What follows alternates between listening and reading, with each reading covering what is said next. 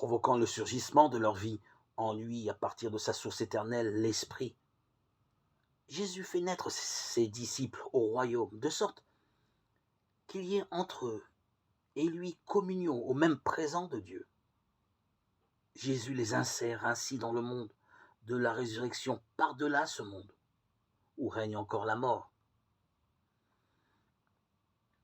En leur donnant de comprendre le sens de sa mort, Jésus établit ses disciples dans le présent du Père, qui librement, de toute éternité, a décidé de sauver les hommes. Dès lors, tout dans la vie humaine est saisi à partir du mystère du Dieu vivant. Il est, il était, il vient. Apocalypse 1:8, pour lequel il y a échange admirable, convertibilité parfaite entre ce qui est, ce qui était et ce qui vient.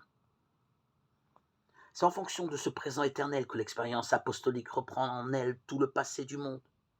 La résurrection de Jésus a besoin, pour être comprise dans sa vérité, de tous les événements de sa vie. Ceci faisant nécessairement référence à tous les événements de l'histoire du salut, y compris la création elle-même. En apposant son sceau aux préfigurations des alliances anciennes, aux pressentiments des patriarches et des prophètes, la résurrection atteste que tous ces événements de l'histoire du salut témoignent de l'espérance du monde nouveau et sont une prophétie de la vie éternelle.